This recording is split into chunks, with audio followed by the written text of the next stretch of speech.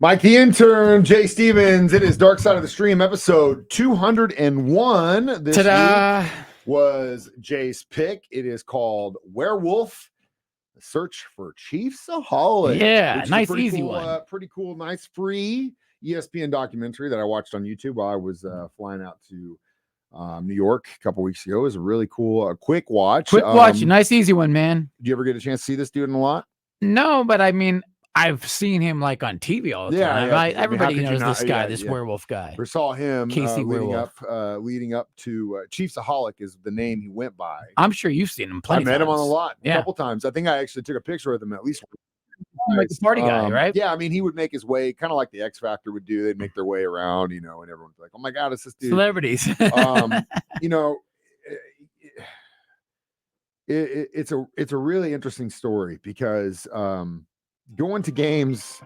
Oh my goodness. Someone forgot to turn their phone off. Going to games is a very tough thing to do.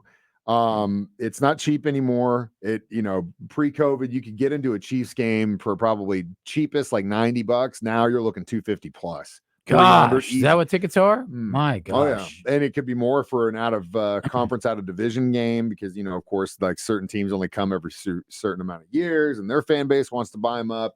I will give props to the Chiefs this year for not selling all their tickets to the Bengals game. That's happened in the past, but that did not happen when we played them early in September. But anyway, it's not cheap. And when you see a guy like this traveling, you follow him on Twitter or X or whatever, and you're following this guy and, you see all these videos. The guy did not miss a game. He went to every stadium and drove. That's crazy. Drove to all of them, which it is insanely crazy. And when you follow the guy, you're like, okay, but what a cool dude. What an awesome super fan. Like, how's this guy making his money to travel? Well, then you start looking and he's also placing a lot of sports gambling bets, which, then you're like, well, maybe he's funding it through that. But again, you would tell the world right now, is it a sustainable? Yeah, no, you have to have some type of bankroll to get it. Somehow you have to have money to be able to even do that.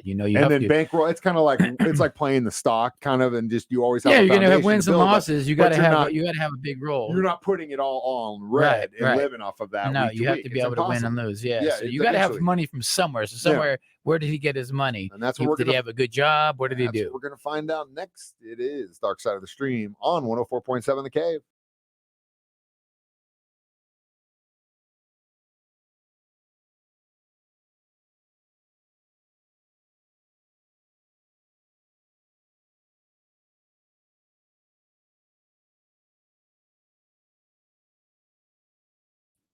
Mike the Intern, Jay Stevens back in the studio. Dark Side of the Stream, episode 201.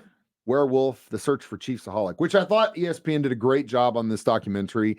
Kind of felt like it was happening in real time. It all came to fruition very quickly for all of us in the kingdom when we're watching and find out that, oh my God, that dude who wears the wolf costume has been literally robbing banks to fund this for a long time. Driving across the country, robbing banks and going to casinos. To casinos, placing major bets. Man.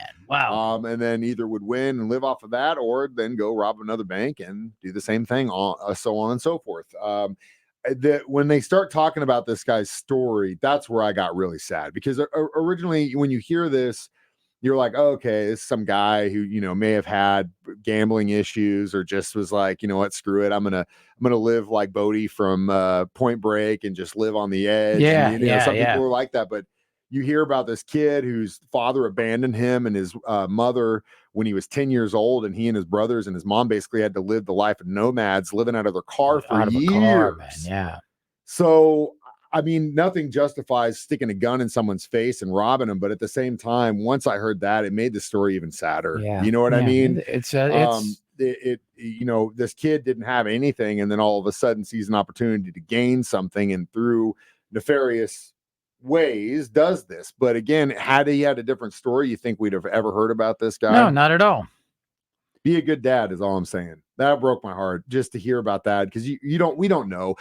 It's kind of one of those life lessons, I think, that you learn as you get older, especially when you start to chill out, or at least in my case, and I get so angry all the time with people, like there's always something behind it that you might not know. So inevitably you first, you want to judge and you want to say it. And again, I'm not excusing this guy's behavior at all. Yeah. But at the same time, you get some understanding, you know what I mean, where he's coming from. Yeah. But I thought some of the witnesses, like the girl he took out on a date, was crazy. It was wild stories.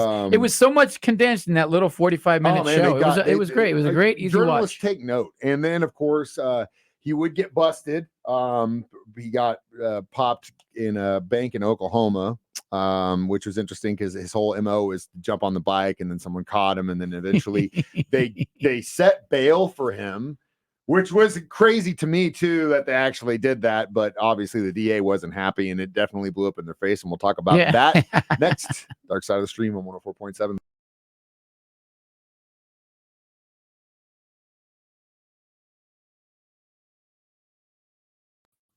Mike, the intern, Jay Stevens, back in the studio. Dark Side of the Stream, episode 201. It is Dark Side of the Stream, and we are discussing ChiefsAholic. So eventually, people, he's got a lot of followers, and then he just goes missing. And interestingly enough, some people, these internet sleuths, blow my mind. That's what it. Yeah, these internet sleuths are the best. Starts going through mugshots and eventually sees that this dude had been busted in Oklahoma robbing a bank, and she goes, "Oh my God, that's the ChiefsAholic guy." ChiefsAholic. And then it just blows up. He eventually gets booked. They give him, they post bail for him. He ends up paying for it. I wonder where he got the money from. And then does everything he's supposed to do according to the bail bondsman until one day goes tampered, and they can't find him anywhere. He gone. But eventually he would be picked up in California. And then this whole thing would come to an end. He's serving prison. He's gonna be in prison for a long time. Yeah.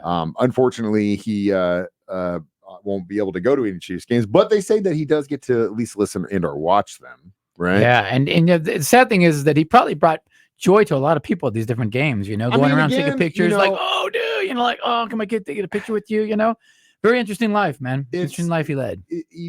There was one of the other dudes that had the face paint on, and he was like, he's the Casey Cat or something, or what is he called? All of us that are part of this thing we call the kingdom, it's a really good microcosm of how just real life is. You work with people all the time that you might not know what they're into behind closed doors. They might be really cool. You might have a guy that's just the worst boss you've ever had in your life and just a complete psychopath, and goes home to his family. He's amazing. And they love him, think he's awesome, dude. That's a sociopath to me. But there are people like that all the time. We deal with them all over the world. And when we all can share a common ground as far as the team we love, yeah, of course, you're hanging out with these dudes once a week. You see him, season ticket holders. You see him, 4 or 5 times a year. And you see him going to other games and everything. You're like, this guy's devoted, like, man. This guy's cool. This guy, but you don't know what he's doing. You don't know what he's into. Well, again, we're not having to take an ethics test to be Chiefs fans here. And if you've ever been on the lot or you've been to a game, there is some questionable activity going on in anything in life. Sure. Fans of music, bands, sports, whatever. So ultimately, I'm not going to sit here and just trash this guy. What he did wasn't right, but at the same time, you know what I mean?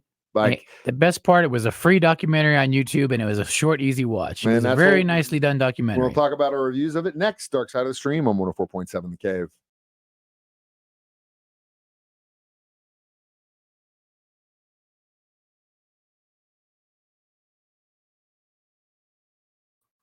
Mike, the intern, Jay Stevens, back in the studio one more time. It is Dark Side of the Stream episode 201, Werewolf, the Search for ChiefsAholic. I would give this 4 wolf costumes. Me too. 4 wolf costumes, and it is something for filmmakers to take note. If this was like a Netflix one or something, it might have been 3 episodes, and it might have been 3 hours, There's no way he could have done it. Could have stretched it out over nonsense. Yeah, maybe they will make a movie about it one day, and hopefully this guy can make some money from that legally in the force. But again, going with the theme of football, there's another documentary out now that's on Netflix. It's called Untold, part of that series. Sign Stealer, and it deals with the Michigan Wolverines sign stealing fiasco and the fact that one of the Harbaugh brothers, who currently coaches for the San Diego Chargers, got away with it scot-free, and now he's coaching in the NFL. Yeah, it's amazing. Takes the ball, but he doesn't have to. It's amazing how these coaches dip out right when all these things go down. That's the only one that's doing it. So many of them have done it. They dip out. Remember the USC one too? They dip out right when it's going down, and they're like, I didn't see nothing. They know. It's stupid. They know. It's do whatever you can to win. I'm looking at you, Bill Belichick. Either way, we'll talk about this next. You can always watch us do these live on Facebook, 9 a.m. on Thursdays. I do it during my show at that time. Jay does it during his show at 6 p.m., or you can always download these as a podcast on our 104.7 The Cave app. Like, subscribe, tell your friend. I'm Mike the Intern. That's Jay Stevens. We watch movies, documentaries, so you don't have to. It's Dark Side of the Stream on 104.7 The Cave.